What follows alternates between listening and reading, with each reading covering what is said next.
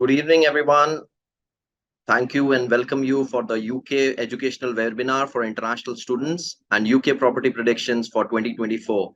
I am your host for the evening, Sushant Ori, welcoming you on behalf of Benham&Reeves. We are joined by Oscar Hardy, the CEO for Libra Education, and Marc VG from our Benham&Reeves as director, who would be representing the UK property market. It is said that the world is a book, and those who do not travel read only a page. We would be embarking on journey for international education, and this is a dream for many in UK. UK stands for its world-class destination for overseas students. It also gives a great insights for understanding the educational system for UK, the pathways of gaining a degree in UK, how do we win a place in Oxbridge, life as a student in UK, some of the aspects where your UK housing options for students has to be discussed. And we will be looking onto London property markets as an update and predictions for 2024. I would like to welcome Oscar Hardy, who has been the leading education provider and advisor for international students moving to UK and has been named as the overseas consultant for the year for past 2 years. So welcoming you, Oscar, and over to you. Fantastic. Thank you for that warm welcome. Hopefully everyone can see me on your screens now. I'm going to be talking to you today about particularly about university applications. Of course, students come to the UK for both prep school and senior school and university, but today we don't have that much time, so we're going to be focusing on universities. And I'll be talking to you a little bit about how you can follow the process for applications to the UK and what you need to do to make a successful application. So if we could go to the next slide, you'll see that we're going to break this talk down into 3 different areas. We're going to focus on the G5 university group in particular, and talk about what they're looking for. We'll do a deeper dive on the application process itself, and crucially, what are the key things that are unwritten in the application process that you absolutely have to do if you want to come and study in the UK. And I always put this last because it's the least interesting to everyone, but I'll tell you a little bit about Libra at the end and about myself, and how we can help you in the future. So if we could go to the next slide, and one more, please. We can see the G5 universities. So first of all, what are they? It's made up of Oxford, of Cambridge, of UCL, of Imperial, and of LSE. And the G5 is not an official term. It's actually a term that's been coined by consumers, so people attending universities, for what is generally considered to be the top 5 universities in the UK. No surprise to anyone that Oxford and Cambridge are in there, and I'm a graduate at both of those universities. Then, of course, we have our trio of universities that are based in London with their different specialities.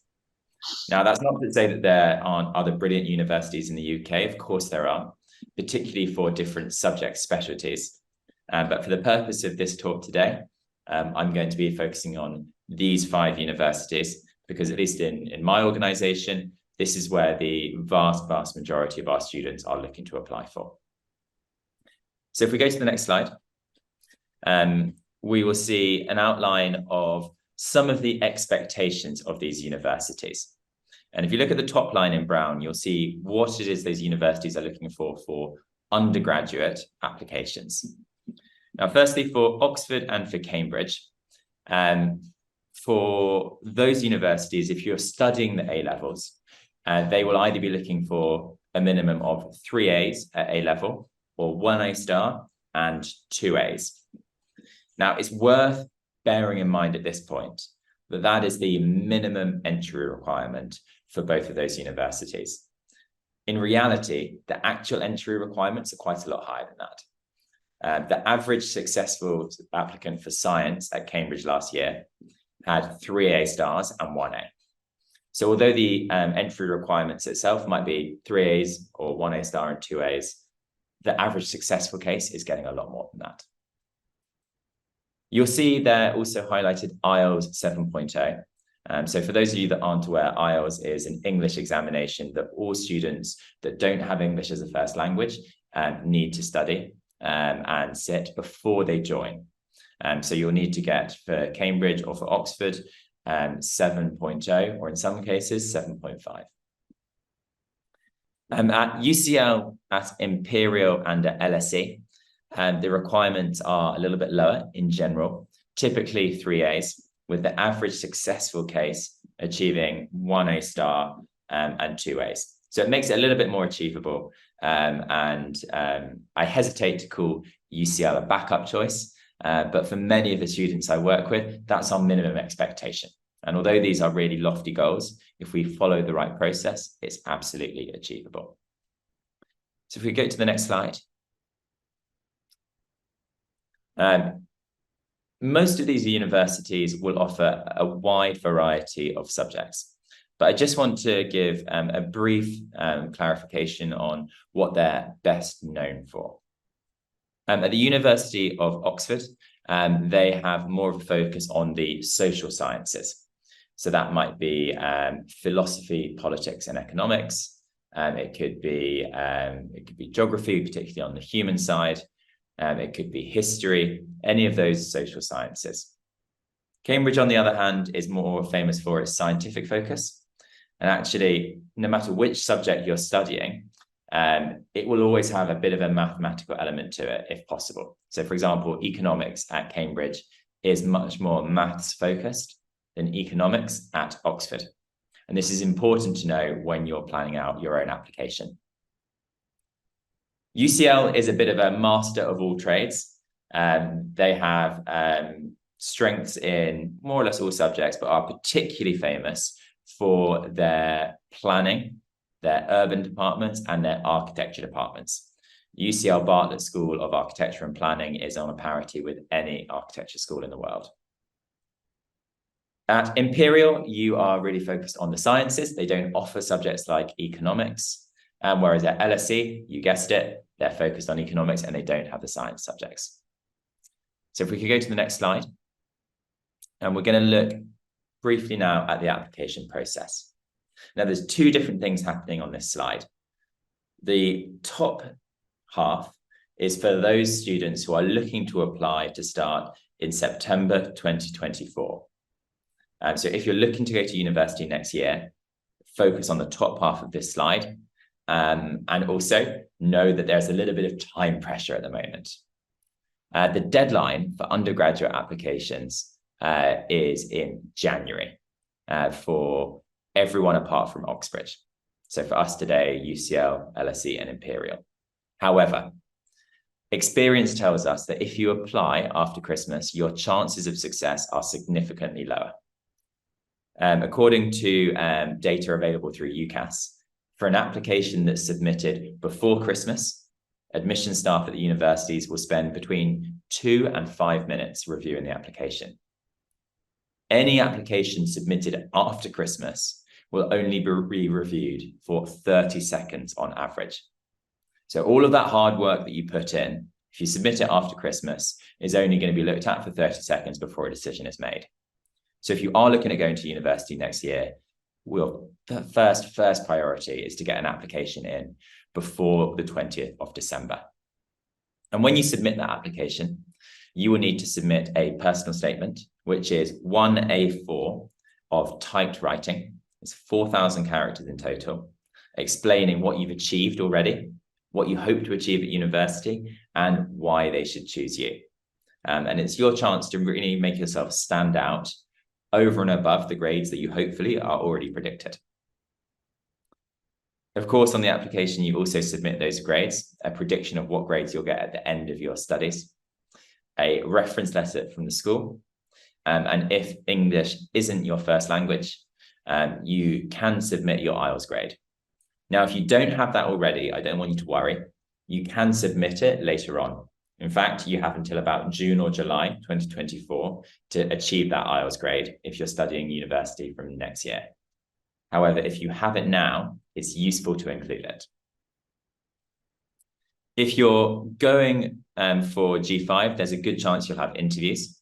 And for Imperial and some for UCL, those interviews happen either in December, January, or February. So we need to start to think about preparing for that. And then, of course, you will get your offers probably between February and April, and start in September 2024. Now, if you have a little bit more time on your hands, if you're looking at starting university in September 2025, you can breathe a sigh of relief because you're probably in the perfect time to start planning for an application. And there's a number of things that you need to be looking at. You'll see here that from January through until June and July, one of the most important things to be looking at are your projects and academic experiences. Now, what do we mean by projects and academic experiences? These can be anything from summer schools. It can include internships, but most importantly of all for the G5, it needs to include academic competitions. We're going to talk a little bit more about that later on, but there are a huge number of different competitions that you can enter that test your thinking and test your knowledge. And they do it in a university style. So it's your chance whilst you're still at high school to start to get an experience of what it's like to study at university. And if you can win those prizes, it's a massive advantage in the application process.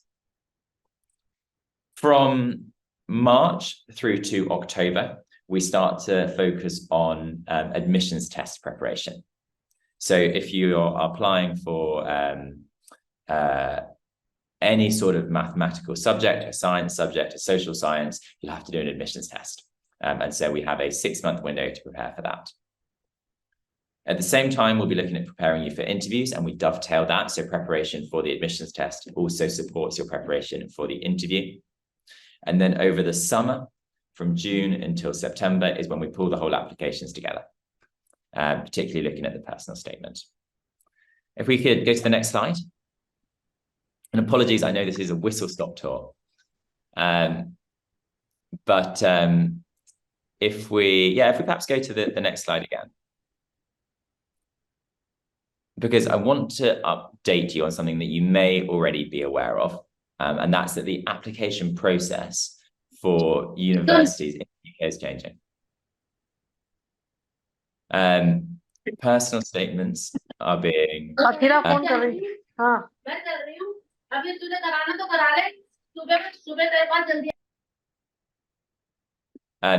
personal statements are being removed from applications to start in 2025. So the application process is changing quite a lot. However, instead of one A4 piece of writing, there's going to be a series of questions asking you why you're applying for the university, what preparation you've made, and what experience you have. So in essence, anything we would have put in the personal statement, we now put into these smaller response boxes. So you may see in the news information that the personal statement's disappearing, but in effect, we don't need to change how we prepare. Next slide, please.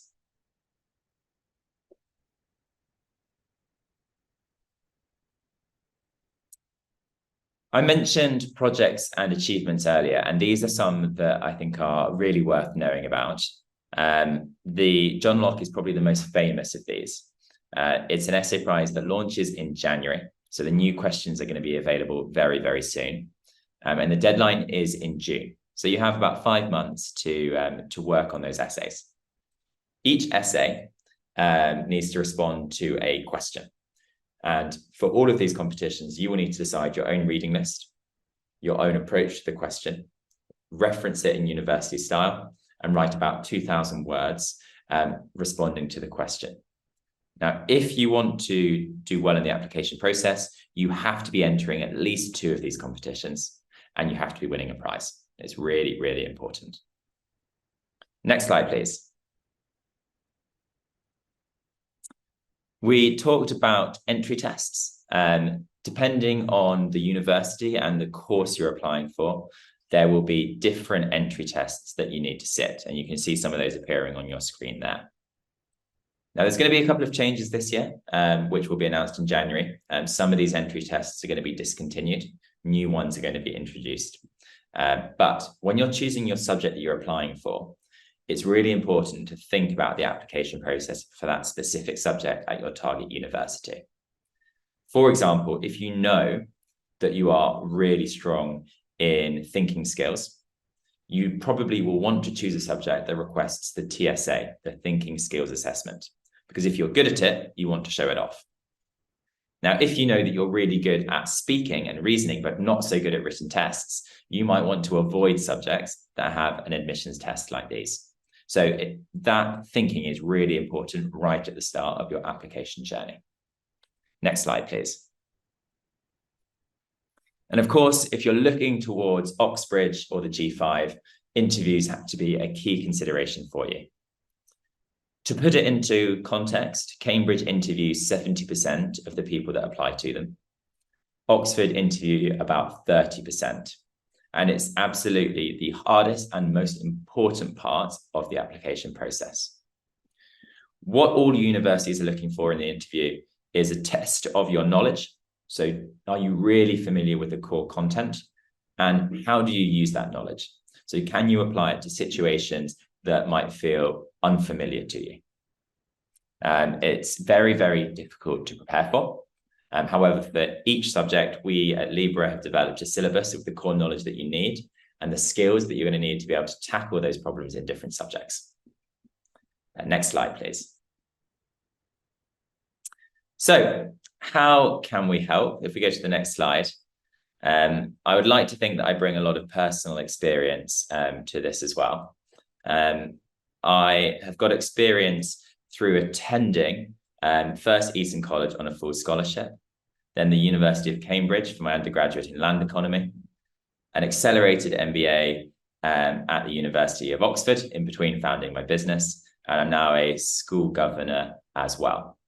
So a lot of our educational theory and our educational approach has been informed by my own education at these different institutions. And our academic team is drawn from Oxford, from Cambridge, from the G5, as well as private schools, so that we have absolute up-to-date information on what the universities are looking for each year and how they're changing their application process, so that we're constantly updating how our students are preparing for these entry tests. If you could go to the next slide, please. We have over 11 years worth of experience now supporting applications from around the world to the UK. And as much as I love describing what we do, numbers often describe things better than words can. When it comes to Oxbridge, we have a 60% success rate. So 60% of the applications we make to Oxbridge are successful. And over the last 3 years, we maintain a success rate for the G5 at over and above 95%. I think that's amazingly successful when you consider that we're also non-selective. If you want to work with us, we will give you a free consultation at the start of the process, and we will advise you on your chance of success. However, we are non-selective. So even if we give you a low chance of success, if you want to try with us, we will take you on. And even with that policy, over 95% of our applications to the G5 are successful, something that I am incredibly proud of. Next slide, please. We provide a range of services from full university consulting, where we plan every element of the competitions that you will enter, the preparation you do for the interview and the admissions tests, as well as selecting subjects in universities. We do the same for the school application process. If you're looking at studying at schools like Eton, like Wickham Abbey, like Westminster, like Wellington. We also provide tutoring. So if you're looking for subject tuition or specific coaching for an interview, for example. Additionally, we run a full online school, and we have families around the world enrolled with us for their full-time education, as well as providing careers coaching for those leaving universities. So hopefully whatever it is you need, we've got it all covered. We could head to the next slide. We've talked a lot about our process, but for me, it's really important that we tackle each of the elements for the applications in turn. Go to the next slide, please. You can see there some of the awards that we've won and been mentioned in recently. Particularly important are the 2 wins that we had earlier this year for being the Best Bilingual Education Consultants and for the International Study Abroad Agency of the Year. And that's particularly in relation to students coming from anywhere in the world, whether that's the Middle East, whether that's from China, India, Australasia, or America. We have an amazing array of tutors. We have about 300 tutors that work for us at the moment in various different subjects. And at the moment, they are very, very busy because today is one of the main days for Oxbridge interviews. So we have lots of students who are nervously sitting through interviews as we speak. And they're a massive part of why we're so successful. And that's it. That was a very whistle-stop tour, but thank you for listening. I know we're going to have a brilliant talk now about the property market, but I'm going to hang around to see if there's any questions at the end. Thanks, Oscar. Thank you for your lovely insights for the educational friend. Now I would like to welcome Marc VG, Director for benham&reeves, who has been the stalwart in the real estate industry in UK, and he would be sharing his insights on the London property market, the predictions for 2024, how we can help your children when it comes to education for the buy to let or renting or maybe purchasing a property. Marc, all yours. Thank you very much, Sushant. Actually, I'm just going to give you my full name is actually Marc von Grundherr. I'm not actually German, I'm British. And like Oscar, I went through the full British private education system. I went to prep school, I went to boarding school, and then I went to prep school at the age of 7. I then went to boarding school and it was boarding prep school. And then I did boarding at the age of 13. And then I went on to London University where I did my degree. And then when I graduated, I got a job with a bank. So I've been through the full process and it is an amazing opportunity. It is expensive, but comparing with the US, which is incredibly expensive, if getting a British education, I think is unbeatable. But I'm not here to sell education. That's Oscar's job. But I'm just saying, I think it's a fantastic opportunity because you're based in the UK and London. But I'm going to talk today about some insights into the London property market and what's going on in the market and why people invest in the property market. And finally, give you an anecdote of how it works for people that are educating children in the UK and how property can help you with that. So starting off with the property market, you know, I genuinely believe we're standing at a unique moment in time, you know, a convergence of opportunity and potential that beckons the astute investor. And when I say investor throughout this whole presentation, I'm talking about buying a property in London, whether you're going to rent it out as a traditional investor or whether you're going to buy it and use it for your own use while your children are at boarding school and somewhere to use at the weekends, or for your child to live in when they're working at university. They're studying, of course, but it's a job. So I'm talking about that when I talk about investor. And let's look at London as a place. You know, for generations, London has been so much more than just the capital of the UK. It's been a global beacon of education, which we talked about, culture, and finance. And I don't think this status is by accident. It's woven into the fabric of the city's history and its robust economy. London property market has been a mirror of this stability, consistently over the decades, proving itself to be a lucrative investment. You know, property in London is not just about owning a piece of real estate. It's about owning a piece of history, an asset that stands the test of time. It's resilient in the faces of economic cycles. And today, I really think London's property market is a juncture that's ripe with potential. You know, the UK economy is expanding, and with it, the property market is presenting opportunities. So why would you want to invest in London property, other than you want to just own a piece of real estate outside of your own country?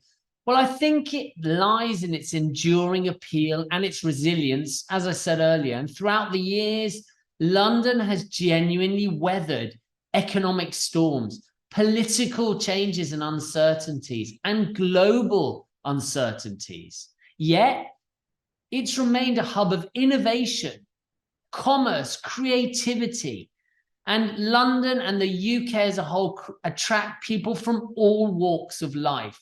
There is no discrimination here against where you're coming from and investing your money here. And on top of that, London has always been a safe port in the storm. You know, wherever there's a global crisis, people flock to London because investing in London is, as I said, is an option open to everyone the world over. If you look at crises at the moment like Ukraine, look at what's going on in Israel, there's an awful lot of that money that people are frightened of coming into the London property market. Turkey too. Turkey's one of the biggest markets investing into London at the moment. You know, London as well is a powerful media, business and cultural hub with a really skilled and dynamic workforce, arguably the world's strongest financial services sector. And as Oscar said, it's a key global center of education. You know, there are over 450,000 international students studying here. London is an extremely resilient city. And the phrase I often use about London property is that it's frankly bulletproof as an investment. It's long been considered one of the world's most trusted asset classes, with its ability to deliver a stable income as well as that all-important long-term capital growth, even during times of wider uncertainty. In recent times, London's property market has continued to show resilience and strength. Despite the challenges we've seen, the demand for properties in this vibrant city is really robust. And that's both from domestic buyers as well as international buyers showing keen interest because of that stability and potential for growth. Moreover, London's property market continues to be shaped by factors such as infrastructure developments, urban regeneration projects, and changing lifestyle preferences. And as a result, certain areas have really experienced quite phenomenal growth recently, and that makes them hotspots for investors and buyers alike. So now I'm going to do a quick update on the actual housing market. Well, I'm pleased to say that the market remains steady and there's even reason for cautious optimism. Now that mortgage interest rates are stabilizing, the Bank of England kept the interest rate, the Bank of England base rate, of 5.25% last month for the second month in a row, while, and really importantly, UK's inflation rate fell very sharply in October to 4.6%. And that's the steepest single month decline since 1992. In fact, just after that news broke last month, you know, 5 of the biggest lenders immediately announced lower fixed rate loans. And that's expected to continue to have a positive impact on the property market.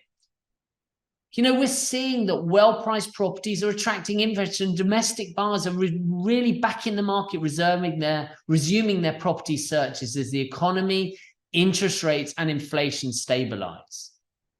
Cash buyers in particular, we're seeing them as very interested in investing.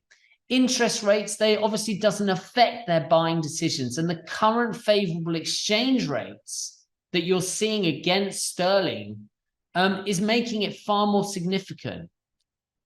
If you look at UK house prices, they actually rose last month after a series of small falls as sellers adopted a much more cautious attitude, leading to a shortage of homes on the market. And the average price of a UK property rose 1.1%, marking the first time prices have actually gone up since March. And that's according to the mortgage lender Halifax. And that's also echoed by another big mortgage lender, Nationwide, who said British house prices unexpectedly rose in October by almost 1%, which is the biggest increase in a month that we've seen since August 2022. So generally, the market's in pretty good shape, and I think we're on the cusp of a recovery now. You know, last year, if you read the press and look at the housing market in the UK, there were lots of journalists predicting a crash, and that clearly never materialized. I kept saying it wouldn't, but a lot of people sat on the sidelines thinking prices would come off, and that simply did not happen. The market continued to remain steady. A really key factor that's helping to drive demand is the net migration figures, the number of people moving into the UK. And that stood at more than 600,000 net migrants last year. And that will continue, as I say, to underpin the demand. And what's more, the low level of unemployment means there are really very few forced sellers. So that gives stability to the property market. And if you look at the wider UK economy too, that's proven far more robust than expected, with unemployment still under 4%. And GDP growth that places us as one of the fastest growing economies in the G7 since COVID. There are definitely deals to be had in this market, and frankly in any market. When you're looking to buy, there are often deals you can have, but they're especially available at the moment for cash buyers because you can move quickly, and that's a big advantage when you're looking to get a deal. You know, and across our offices, we actually have 21 offices throughout London, and we're seeing those cash buyers snapping up much more of London property than they did a year ago. One interesting thing is I speak at quite a lot of conferences every now and then, and I spoke at a recent landlord conference, that's owners of properties that let them out, and there were 500 landlords in the room, and we asked them two questions. Which of you are planning to sell this year, part or all of your portfolio? And which of you are planning to buy this year? And if you can guess who won, this year, the buyer hands far outweighed the smaller number of potential sellers. And why is that significant, saying more people are going to add? Because last year, it was reversed, and about 2/3 of the people were talking about selling, which means confidence has returned to the market. And if I turn and look at the leasing or rental market, because that underpins the rent, that underpins any investment if you're going to be looking to rent out that property. Well, for the last 6 months, if you see any of my vlogs, I've been using the word red hot, and it's genuinely the hottest rental market I have ever seen in my career in this business. And rents have achieved another new record high, according to Rightmove. Average rents in London rose to over £2,600 per month, and that's 12% higher than a year ago. Rightmove, they're a very large portal. Again, they are at the moment saying that on average, each property that's listed receives 25 inquiries. Now, that seems, I don't know whether you think that's a lot or not a lot, but compare it with 2019, before anybody had even heard about COVID, and the property market was in really good shape and things were normal. Well, then we only had 8 inquiries per property every month. That was Rightmove's figure. So today we have triple the number of inquiries per property. And in fact, if you look at our own figures at benham&reeves, we have 37 leads for every available property. And that just shows you the demand.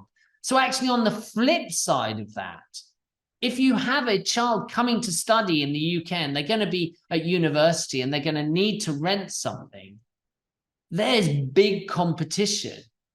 And we're seeing international professionals added to those international students coming to London, and they're adding to that demand for properties to rent, which is really causing such issues in the market because there's not enough supply.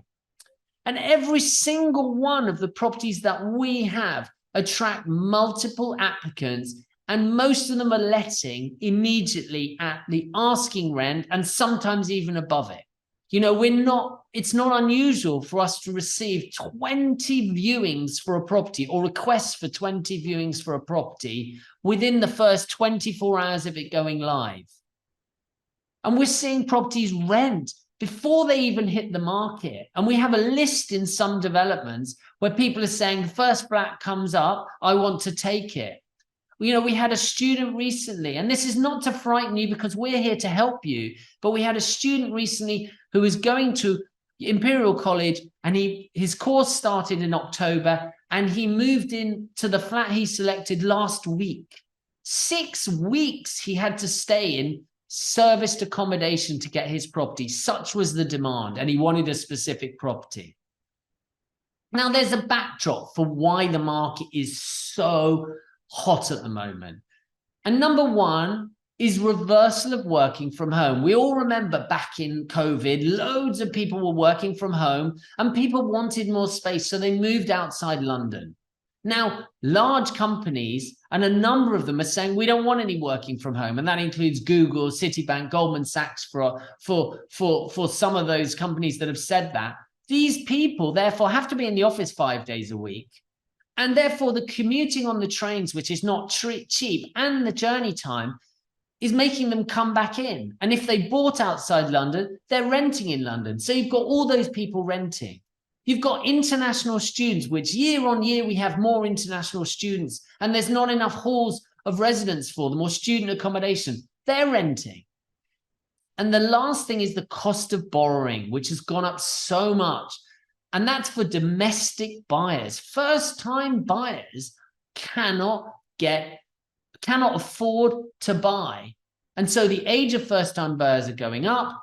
And unlike a lot of parts of the world, a lot of younger people don't want to live at home with their parents. They want to rent. So those people are forced into the market to rent. So those factors are putting additional attention on the rental market.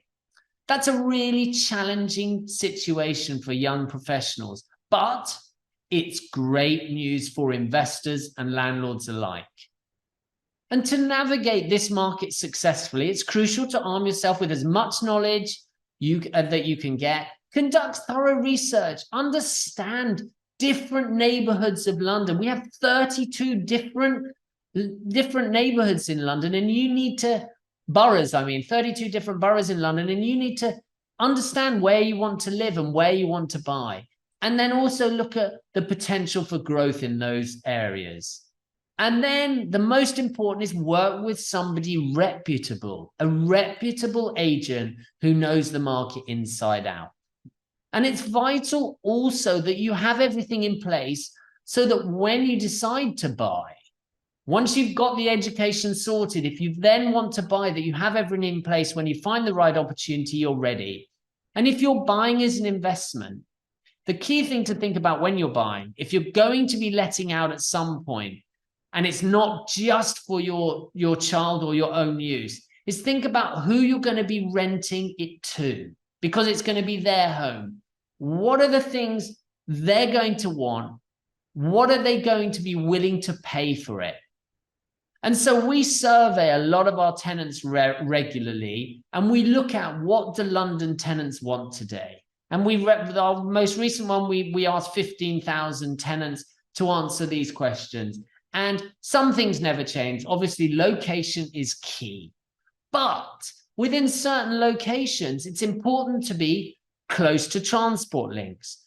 Most tenants say if it's more than a 10-minute walk to transport, they're not interested unless it's at a bargain price. And you don't want to be a landlord having to take a knockdown rent because it's too far. One interesting place is along the river. Lots of people love living on the river. But in a lot of places, the river is a long walk to traditional underground stations, transport stations. So just think and bear it in mind and check that commuter. Close to good schools is important. Outside space is also very important. Everybody remembers of COVID and being in buildings with no terrace and no garden. And so today people want outside space. And fast broadband is also really crucial. And think about this. Some of the buildings in London have no broadband at all. And you want us to therefore double check that you've got good fast broadband. And also, honestly, all of the above are valid, even if you're buying it as your home or for your child to be staying in while they're in education. Because when you come to sell it, the next buyer is going to have the same questions that you have. So just keep that in mind, because ultimately, whether you're buying for your own use and you're never going to rent it out, you need to have your eye on the exit strategy. And you don't want to have anybody have any negative reasons, because it'll affect your price and it'll affect your sales ability and speed of selling. So as I said, getting the right independent advisor, that's where we frankly come in at Benham&Reeves. We've been going 65 years in the London market. And today we actually have 35 offices globally. That's 21 in London and 14 internationally in places like India. We have one in Mumbai and one in Delhi, Shanghai, Hong Kong, Singapore. And those offices are there to guide you on our one-stop service, our end-to-end service. From investment advice, like I said, call us up and find out what we think of certain properties, how easy it's going to be to sell, is the price right? Then we can do the handover and snagging, checking that the property's been finished correctly, spotting all those things that you need to watch out for. Then we can furnish it for you. We can decorate it for you if you want the walls colors changed, or you want the kitchen changed if you buy secondhand. And then if you do want to have it as an investment and let it out, we let it for you. Then we manage it for you. Even if it's your second home or your child is living there, we offer a service called vacant management, which means we go in once a month and we check it. We pay the bills. And we do have some clients whose children are studying and they still ask us to go in and do a management inspection so we can check the condition of the property and make sure their children are looking after it. I'm sure you trust your children, but I'm just saying it's a service that we offer, that we make sure that the property's as it should be, and we pay the bills for you. And then finally, if you rent it out, you have to do a tax return, and we do that for you in-house. And then we help you exit and assign it. And we do all of that in-house. So now I'm going to quickly, almost at the end now, so you don't have to listen to me that much longer, I'm just going to do my outlook for 2024. And finally, my predictions for the next year. Well, firstly, it's clear there's going to be no recession in the UK. I'm sure there's going to be one in the US, but I don't think that cold wind that's going to blow is going to affect us in the UK too badly, because we've already gone through quite a difficult time over the last year, 18 months. GDP growth is positive, and I think it's going to grow at a far more robust rate in 2024. Inflation has definitely peaked now, as energy and food price growth has subsided and will continue to fall. Interest rates, again, they've definitely peaked as a consequence of the fall in inflation. And I'm predicting residential mortgage lenders will reduce fixed rates to nearer to 4% next year. And the last thing, I think rents will continue to rise. There will be inflation busting rises, but I think we're going to see 6 to 8% next year. I think the property market will itself receive a boost from the government as we move into an election year, and we have another budget coming in March.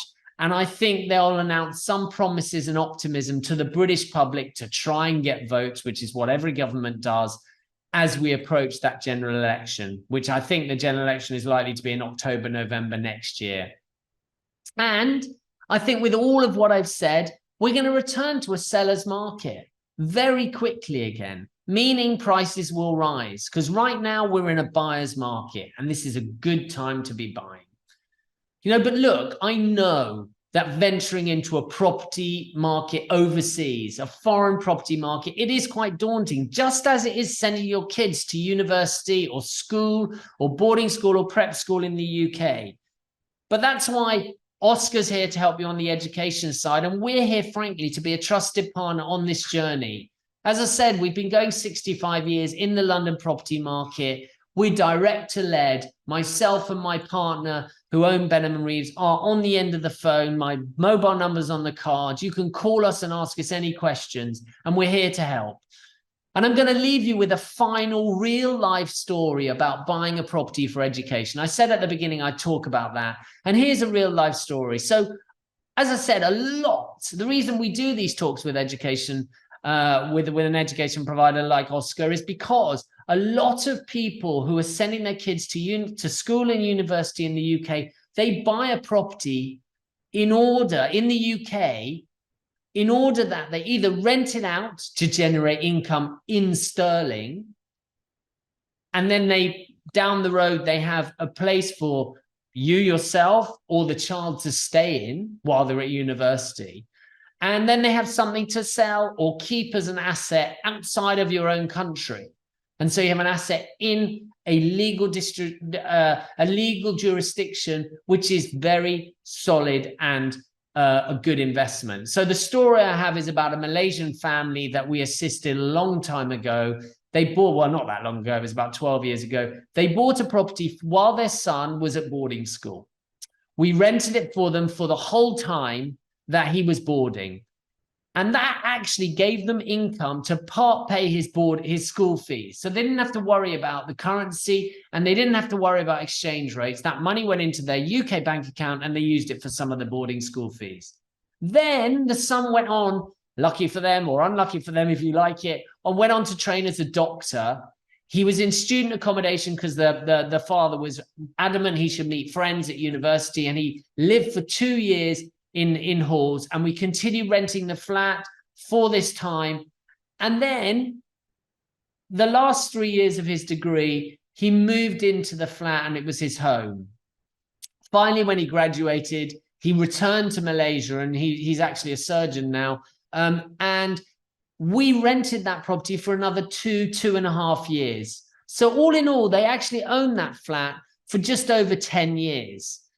They then came to us and said, you know what, I think it's time we exit. We've owned it quite a long time. I think we should sell it. So actually we sold it for them.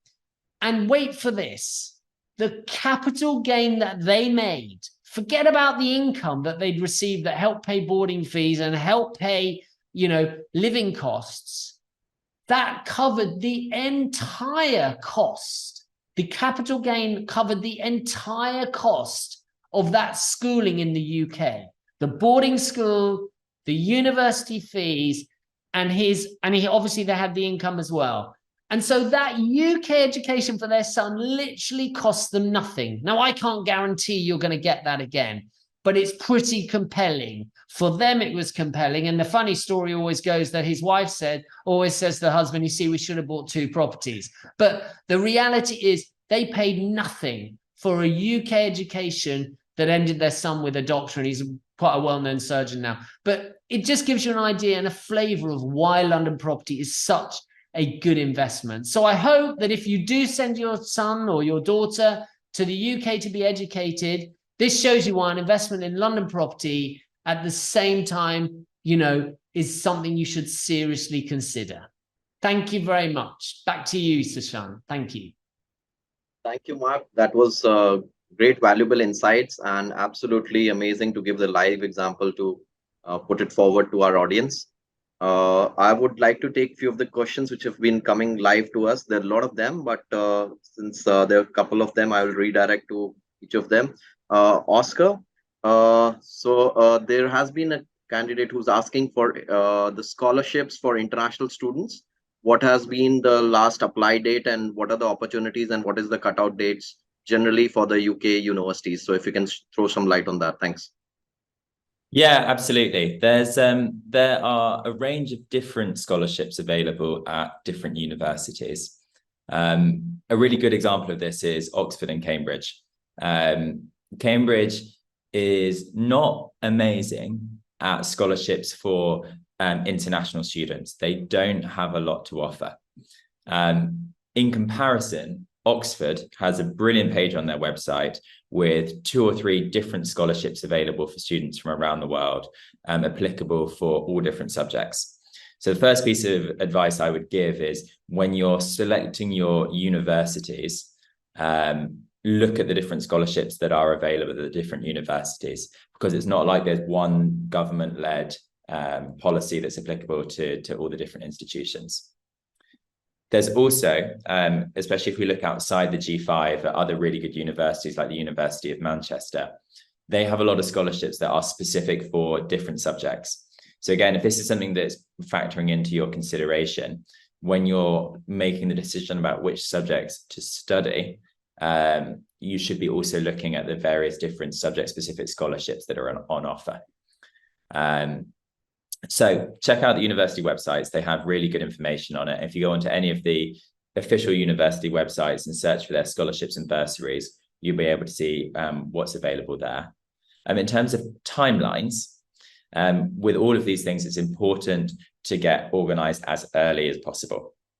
So really we should be looking to submit applications for courses about a year before you would start. So if you're looking to start in September 2024, whether you're going for undergraduate or for masters or even for PhDs, you should be submitting your first applications between September and November time. That means that if you're looking at scholarships, you submit those applications at approximately the same time, sometimes a couple of months later.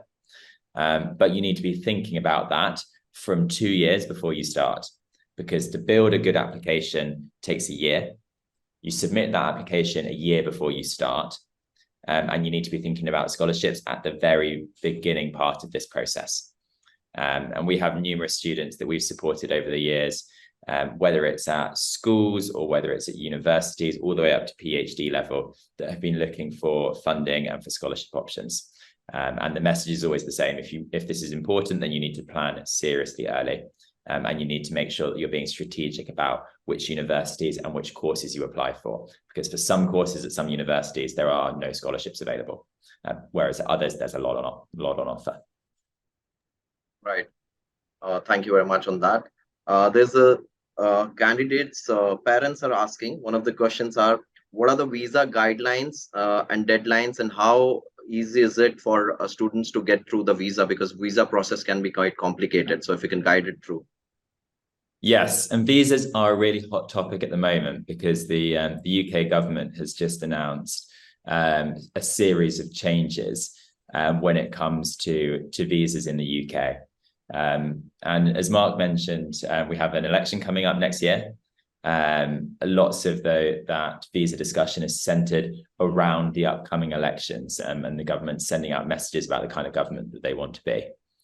Now, for us, in terms of study visas, there is absolutely no change proposed. So the situation we have now is the situation we're going to have in a year, in 2 years, realistically for the next 3 or 4 years as well. And it is a very, very good system actually for studying here. So when you apply to a university, you go through the process that I mentioned earlier, ideally submitting that a year before you want to start your studies. And they will give you normally a conditional offer. Now, that conditional offer might have requirements on English speaking tests. It might have requirements on end of year grades. As soon as you meet those requirements, you're given an unconditional offer. And within a week of that, the university or school will give you a CAS letter. The CAS letter is the official invitation to come and study in the UK, and gives you the right to a study visa. Now, processing times differ around the world, but typically it can take anything between 2 and 4 weeks to convert the CAS letter into the study visa. So in terms of timelines, most students will get an unconditional offer in about June or July. The CAS letter will be issued straight away, and you then have about a 4-week process to get the visa sorted before you move to the UK. So you do need to move quickly with it over that summer immediately before you come to the UK. But as long as you are aware of it, you can contact the university for the CAS letter to make sure that it's top of their priority list and move quickly through the visa application after that.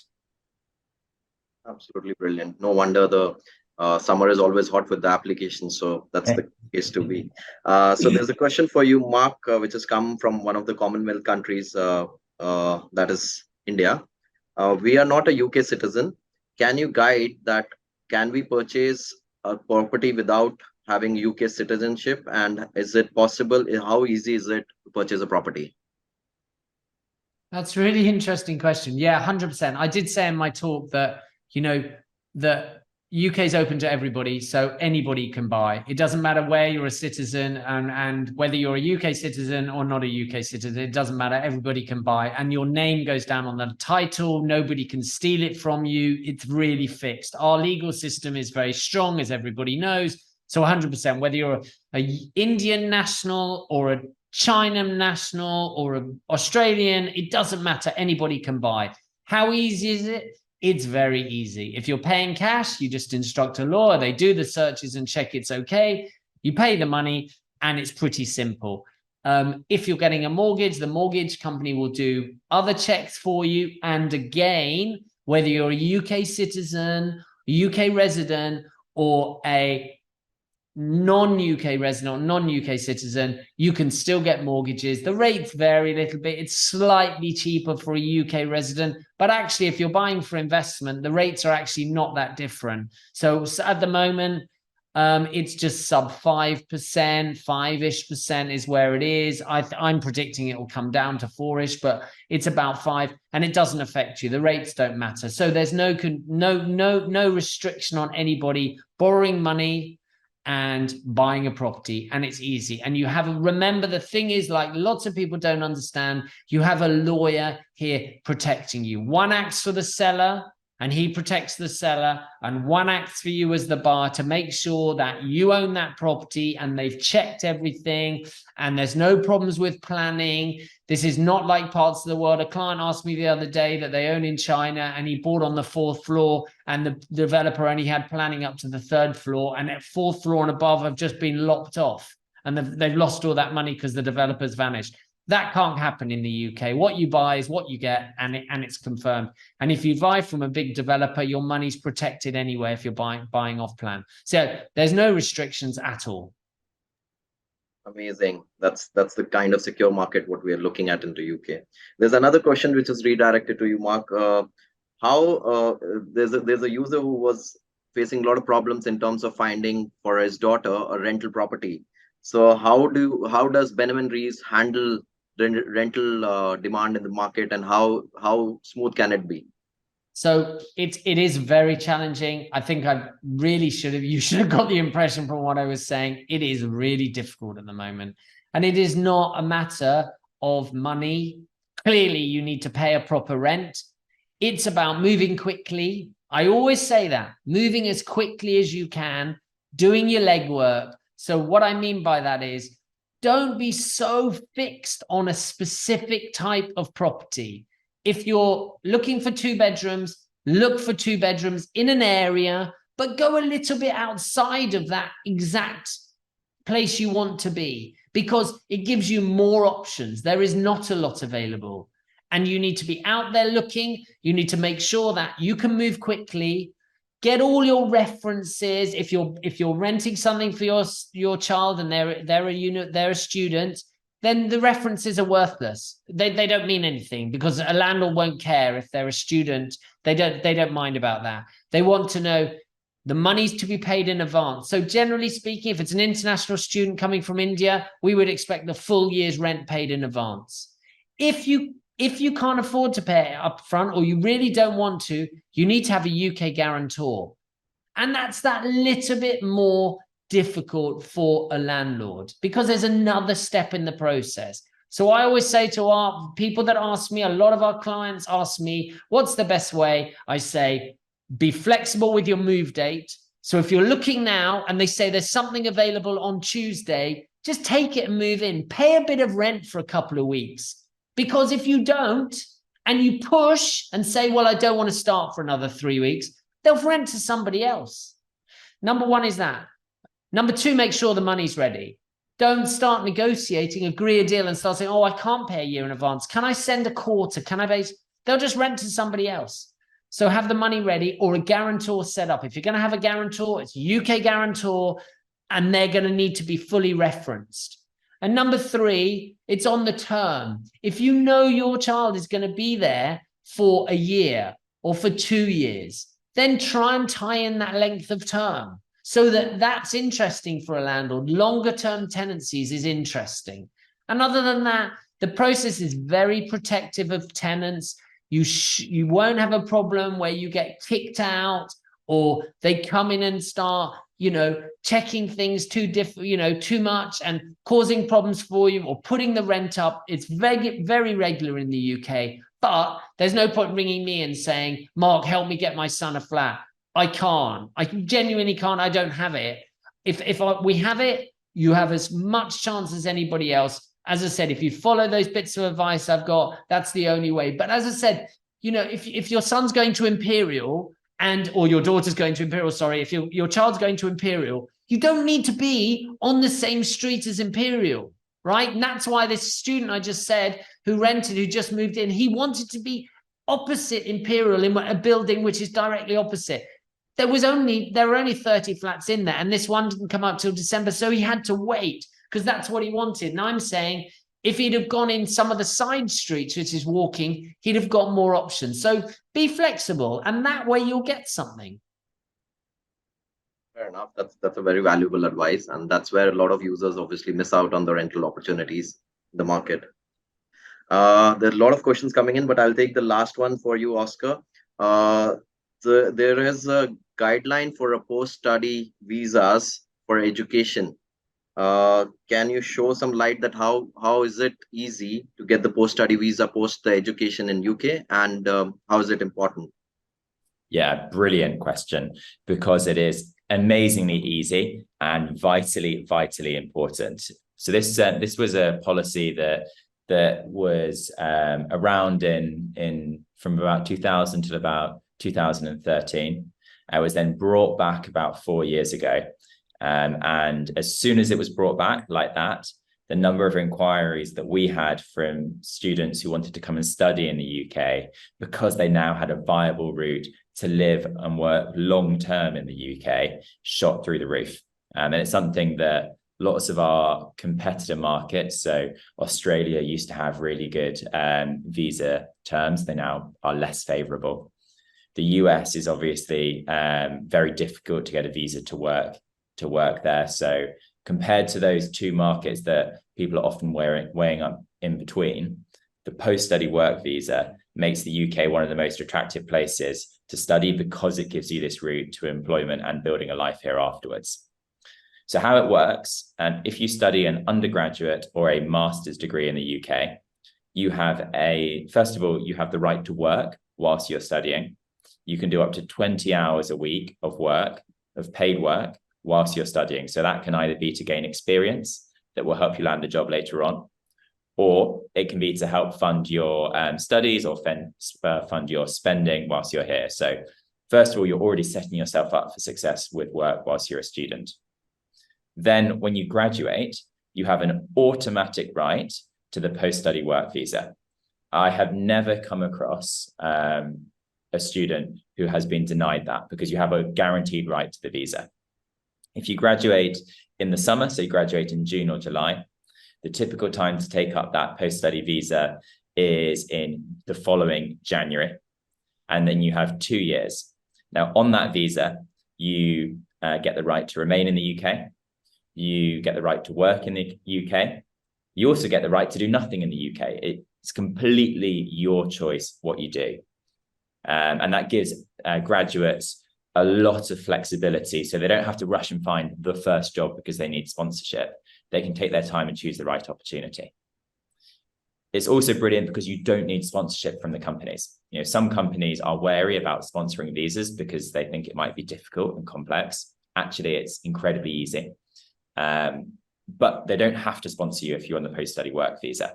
It's like employing someone who is a UK national. You are exactly the same in that regard. So once you're on that visa, it then gives you a chance to gain some experience, to build up a relationship with the company. And obviously you're working towards getting that sponsorship for when the visa ends after 2 years. As soon as you start to get sponsorship, you then are on a pathway for permanent residency in the UK, which takes 5 years once you're being sponsored, which again, compared to lots of the competitor markets, the US, for example, is a far easier route to residency in the UK. Worth mentioning as well, if you do a PhD, you get 3 years of post-study work visa. So an even bigger opportunity to start to build a career or a life in the UK. Thanks, Oscar. Thanks for that. Mark, before finishing, just one last question, which has just come in. So that's very important. What is your prediction for a mortgage rate in 2024? That is what one of the users have asked you. That's again, I did say that. I think it's very interesting. My prediction is that we should see rates come down to closer to 4% and below. In fact, I've got to say, just to prove that I don't just work in the business and I don't invest in property. I actually am an investor, and I bought a property. I went to see it before now that I'm just completing on a property within the next 2 weeks. And the good news is my rate when I first agreed it was 5.8%.